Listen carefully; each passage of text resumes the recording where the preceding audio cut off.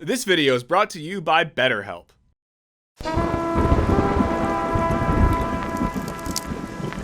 Once upon a time, the world was a dark and dreary place. But then the internet arrived, and the possibilities seemed endless. It would be the most democratic place on earth. Everyone would have a voice. The rise of social media represented a utopian vision of interconnectedness. And over the past decade, we've seen users from across the globe come together in pursuit of bettering the world, resulting in campaigns like Me Too, Black Lives Matter, and Time's Up. But how much does it really matter? Can hashtags and memes actually change the world? And are we liking and retweeting our way to revolution, or just shouting into the void? Let's find out in this Wisecrack edition on online activism. What's the point? Okay, before we go on, we want to thank this video's sponsor, BetterHelp. If you've ever experienced anxiety or depression, or just generally felt overwhelmed lately, BetterHelp is a resource that can help you feel better. And not to get too personal, guys, but I am someone who struggled with depression for most of my life. So I definitely know how it can feel to go through this sort of thing.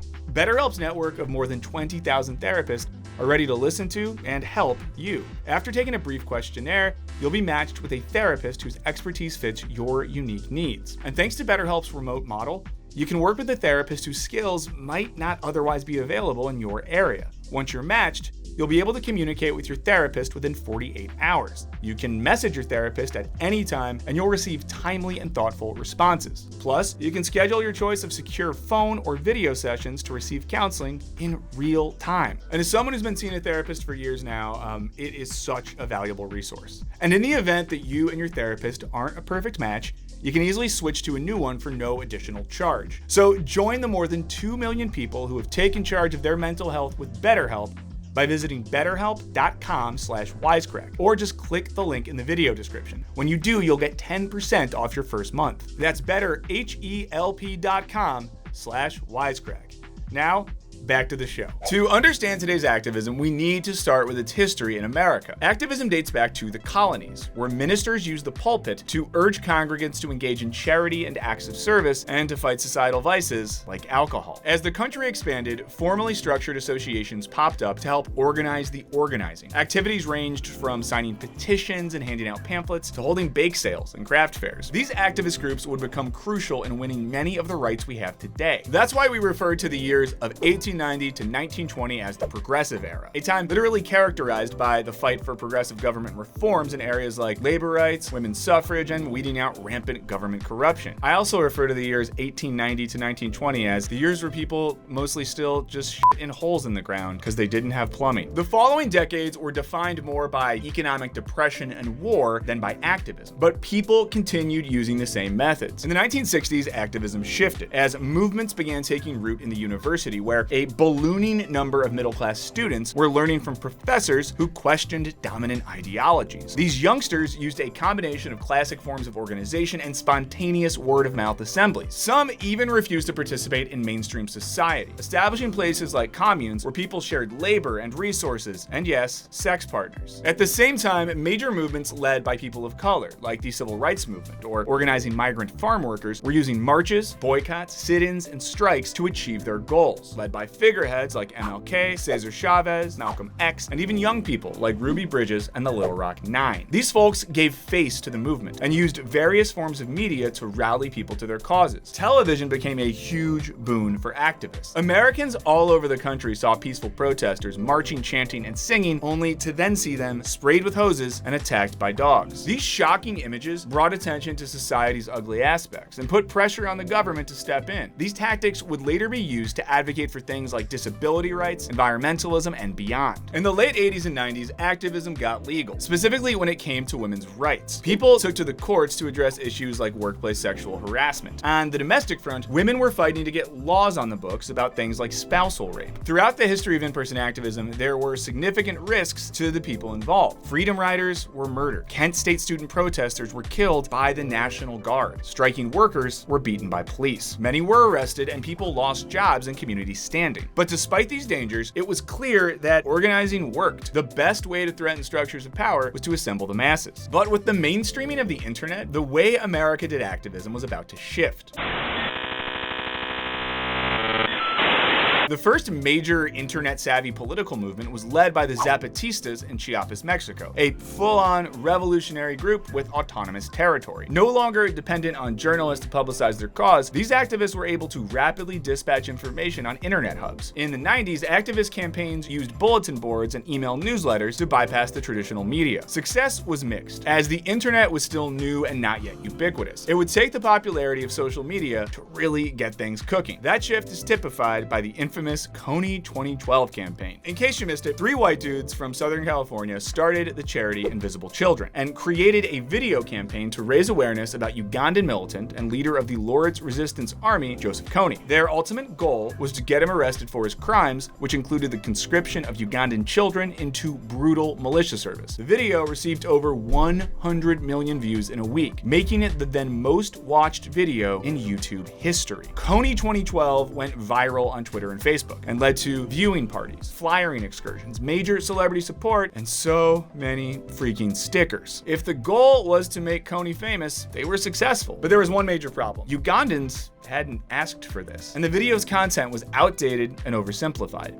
It played to the West's view of Africa as an unruly continent in need of Western saviors. And Uganda, which the Lonely Planet Guide had just listed as a top tourist destination, suddenly saw its tourism industry tank. What's more, Invisible Children was spending most of its money marketing to Americans rather than supporting efforts in Uganda. Oh, and there was the whole situation where one of the founders started jacking off in the streets of San Diego, which has been immortalized forever by South Park. I'm gonna go out jacking it in San Diego. Fallout was swift, and Invisible Children went on defense. Kony was never arrested, though his army shrank, and by 2017, the Ugandan government deemed him no longer a threat. Still, rather than becoming a cautionary tale, Kony 2012 kind of became the gold star example of how to do activism on the internet. And alongside that came criticisms of the new practice, derisively dubbed clicktivism, or worse, slacktivism. To many, clicktivism looked pretty impotent, unlike the Invisible Children guy who did not look impotent in the streets of San Diego. Some argue that people on the internet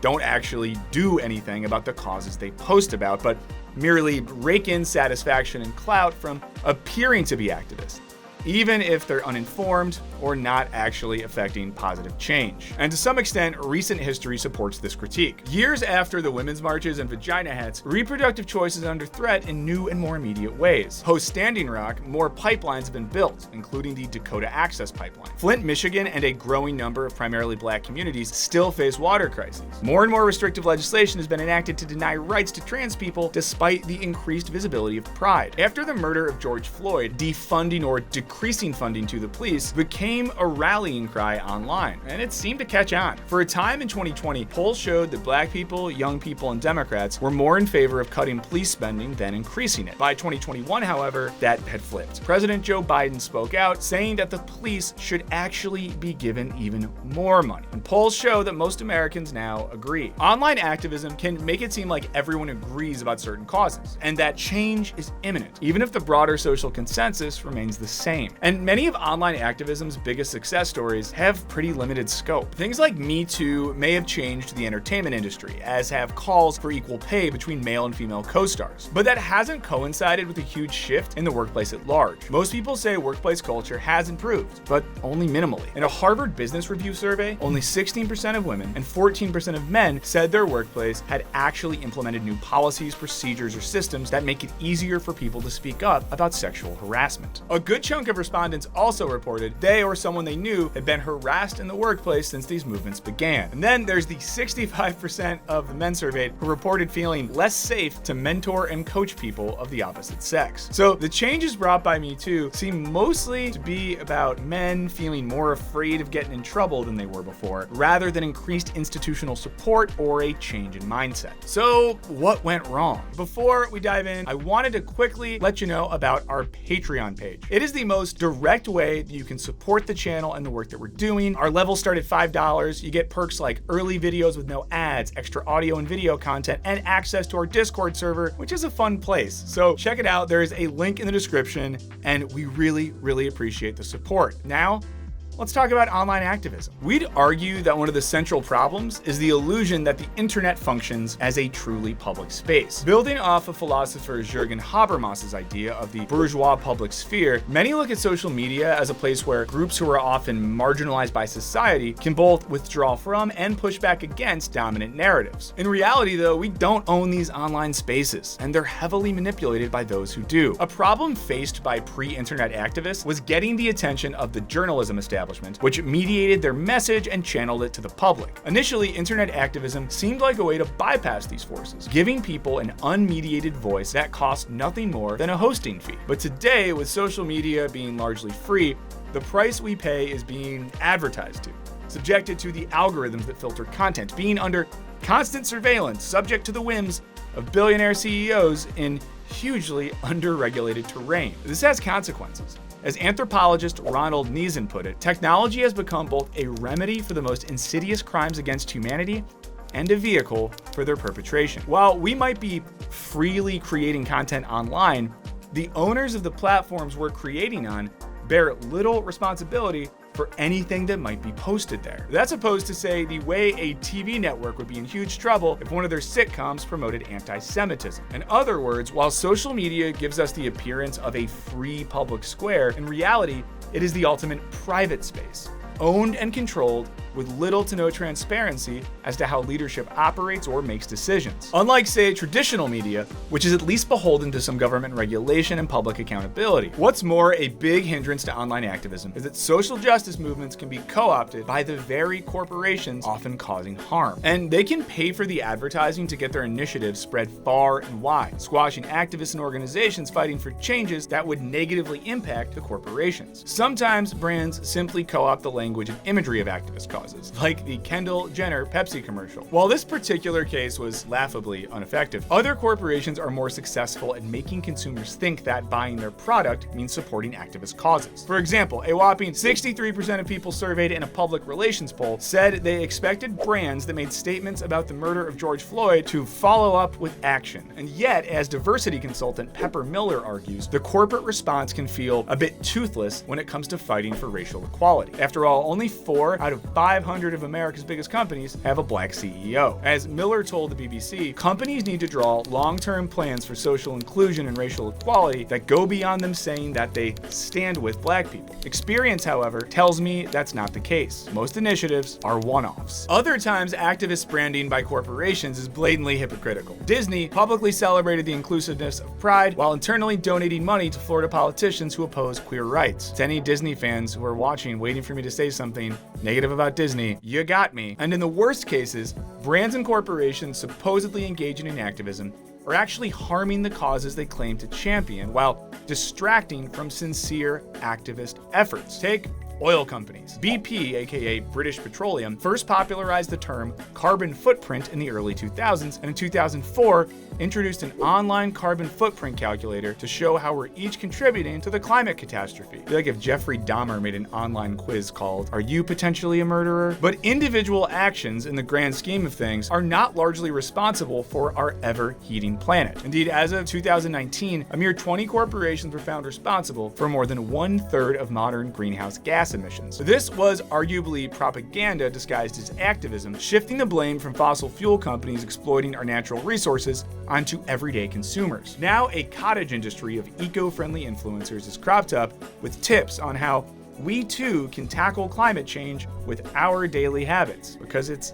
our fault. And while we are all for reducing waste and taking social responsibility, making good consumer choices is really just a fraction of the battle. And as we've learned, it typically takes people putting their bodies and livelihoods in harm's way to attract enough attention and political will to make meaningful change possible. But the problem isn't just brands telling us we can shop our way to freedom or a healthier planet. A good chunk of the issue is with us. Internet outrage and opinions move really fast, and effective activism is often slow and laborious. And it's not going to give you a dopamine hit. Whether it's Ukrainian flags on our profiles, outrage at the treatment of Palestinians, or circulating body cam footage of the latest civilian shot by police, we've all become experts at getting quickly riled up about an injustice with no clear goal as to what we're demanding and from whom. Sure, the occasional wayward Karen or Chad loses their job for saying or doing something blatantly racist in broad daylight, or Kanye gets locked out of his social media accounts for going anti-Semite on Maine. But bursts of outrage, quickly forgotten, can only take a cause so far. It was a full decade between Brown v. Board and the Civil Rights Act of 1964, with a good century of activism behind it. Women spent decades campaigning for the right to vote, and ongoing battles for equality rage on. But the internet has a short memory, and inevitably, all but the most dedicated stop posting and move on. And according to sociologist Dr. Zeynep Tufekci, these types of digital spaces foster communities that are like undifferentiated masses, which end up dissolving because they're simply too big and diffuse to accomplish anything. And to that point, let's be real. We pay a lot of attention to Twitter when it comes to activism and public opinion, but only 23% of American adults use Twitter, and those users tend to skew younger and more progressive. On top of that, 97% of tweets are produced by 25% of users. So what can feel like consensus to the avid Twitter user isn't even on the radar of your next door neighbor, or your parents, or the kid doing TikTok dances outside your office. Darren, we see your dance. It's not good.